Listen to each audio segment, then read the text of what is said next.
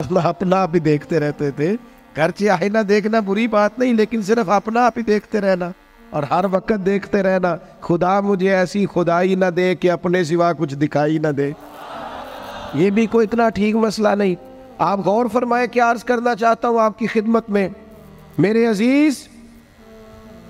एक तो अगर मैं बड़ी समझदारी से और बड़े गौर से और बड़ी तवज्जो से आपको ये बात समझाना चाहता हूं कि अगर हुजूर से प्यार करोगे ना, तो ये जितनी दौलतों की और शोहरतों की मोहब्बत दिल में आती है, ये खुद ब खुद निकल जाएगी, खुद ब खुद निकल जाएगी, आसानी हो जाएगी, जीना आसान हो जाए।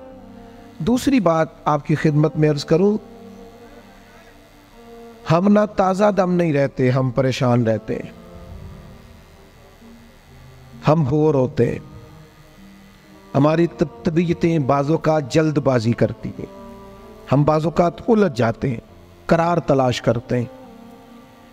उस करार को तलाश करने के लिए फिर बाज़ लोग उल्टी सीधी मूवीज़ देखते हैं। बाज़ लोगों का ख्याल है कि शायद मैं कोई लतीफ़ा सुनूंगा तो मामला ठीक हो, फिर उसका नतीजा भी निकला है लतीफ़े सुनने का। अब लतीफ़े सुनाना भी इतना बड़ा काम हो गया है कि मौलवी है पगड़ी दाढ़ी वाला, लेकिन उसके नाम के नीचे लिखा फ़नी मौलवी। खुदा के बंदे, ये संजीदा स्टेज है, दीनदार लोगों का करने का काम है, आप क्या कर रहे हैं? मौलवी भी फनी होता है, 6 मानादार, कि हमारा मिजाज था हर चीज शुगल मेला, हर चीज हंसना उलझना।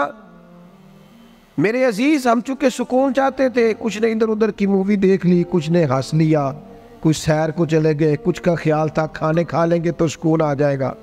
याद रखना, इन चीज़ों में सुकून नहीं है, इनमें तो आप उलझते जाएंगे। मजीद तो सुकून कहाँ है, करार कहाँ है? आप कभी सहाबा की जिंदगियां देखें ना, हालात जिस तरह के भी थे ना, उनको जो सुकून मिलता था वो रुखे मुस्तफ़ा से मिलता था।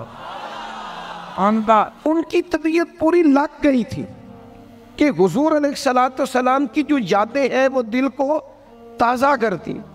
उनका ख्याल था कि बाहर अगर किसी चीज का नाम है तो वो जिक्र मुस्तफ़ा है, याद मुस्तफ़ा है और दीदार मुस्तफ़ा है।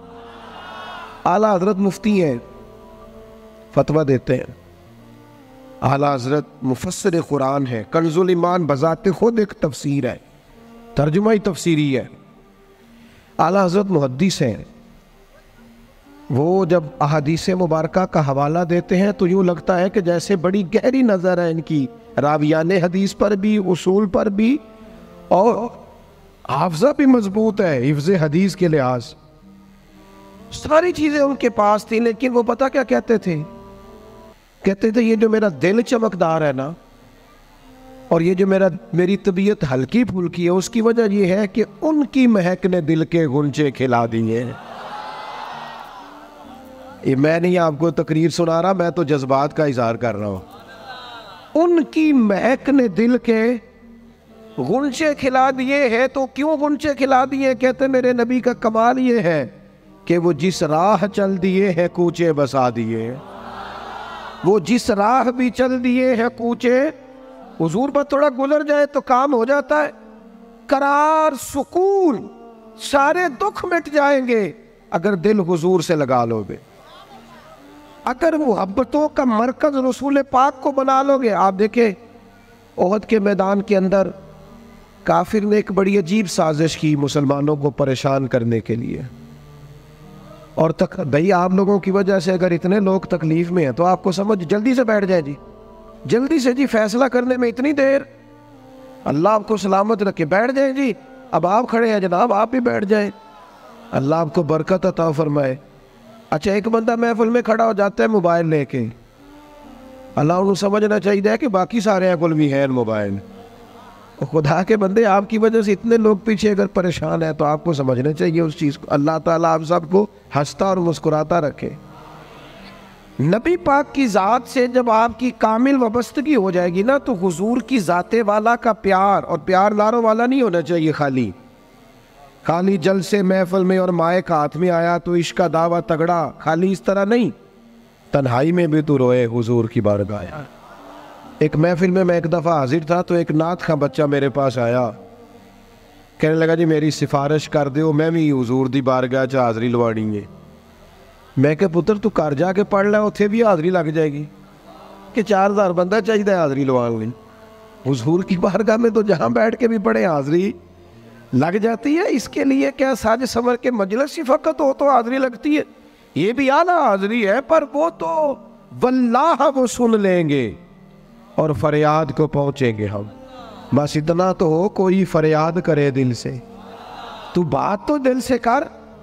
आपकी जब कामिल वाबस्तगी हुजूर से हो जाएगी ना, तो ये गुर्बतों का डर, ये परेशानियाँ, ये आजमाइशें, एक जगह रोना नहीं रोया हज़रत बिलाल ने कभी अपनी गरीबी का, एक जगह परेशान नहीं हुए कभी हज़रत सलमान फ़ारसी के मैं परदेसी हूँ, एक जगह भी कभी जनाब सुहैबी रोमी को तकलीफ़ नहीं हुई। क्यों भला? इसलिए कि हुजूर की मोहब्बत ऐसी दवा है जो हर बीमारी से शिफा अता कर देती। उहद के मैदान में काफिरों ने एक चाल चली थी। उनको पता था कि कौन सी बात मुसलमानों को ज्यादा परेशान कर सकती है। उन्होंने एक अफवाह फैला दी थी कि माज़अल्लाह हुजूर को शहीद कर दिया गया। उसकी वजह से शदीद परेशान हुए सहाबा, और जंग के जो नतायज बरअक्स आए उसकी बड़ी वजह यह अफवाह भी बनी। अब सहाबा बड़े परेशान थे, हुजूर शहीद हो गए। कुछ लोग ना मैदान उहद से जब वापिस आ रहे थे ना, जंग खत्म होने के बाद, एक खातून जा रही थी मैदान जंग की जानिब।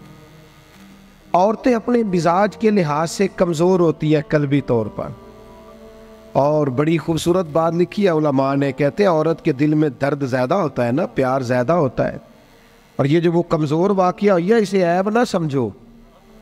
इसीलिए तो अल्लाह ने बच्चे को पालने का ज़िम्मा उसका लगाया है कि वो शफ़क़त ज़्यादा रखती है, मोहब्बत ज़्यादा रखती है, दर्द दिल ज़्यादा रखती।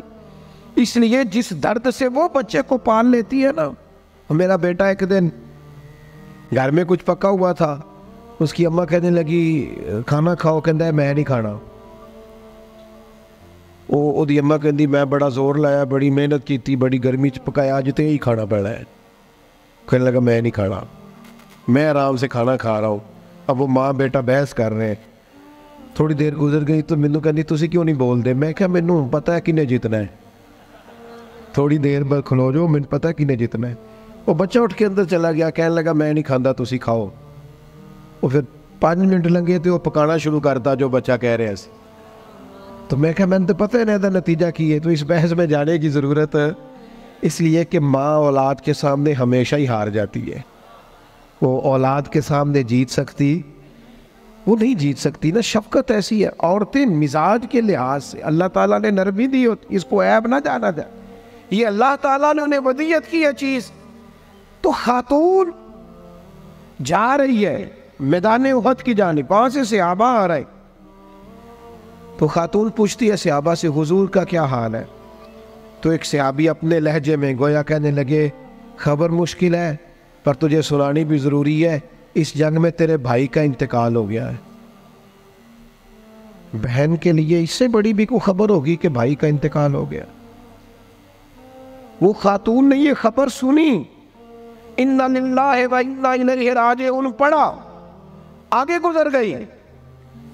अगले सहाबी से जाके पूछती है हुजूर का क्या हाल है, और बेचैन है, दौड़ी जा रही।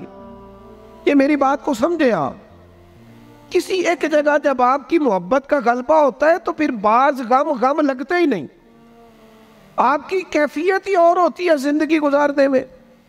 आगे बढ़ी, एक और सहाबी मिले, उनसे पूछती है हुजूर का क्या हाल है? तो कहने लगे मेरे पास तेरे लिए एक बड़ी सख्त खबर है, तेरे शौहर का इंतकाल हो गया। उसने थोड़ी देर के लिए खामोशी इख्तियार की, अल्लाह की रज़ा पे राज़ी रहने के कलिमात अदा की और आगे बढ़ी। एक और शख्स से सवाल, ये ज़रा सोचते जाना, ये खबरें अगर अचानक मिले, भाई चला गया है, बाप चला गया है, इसको सोचना, अपने ऊपर तारी करना, खुदा ना करे ऐसा हो, पर जब खबर मिले तो कैफियत क्या होती है। वो खातून आगे बढ़ी तो एक शख्स और मिला, पूछती है ज़रा बताओ ना हुजूर का क्या हाल है? तो कहने लगे मेरे पास तेरे लिए खबर है कि तेरे वालिद भी इस जंग में शहीद हो गए।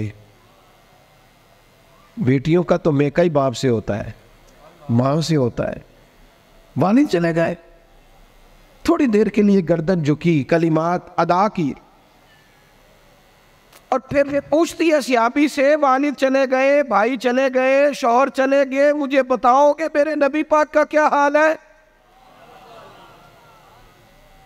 तो सहाबी कहने लगे, अल्हम्दुलिल्लाह मैं ज़ियारत करके आया हूँ, रसूल पाक बिल्कुल ठीक है।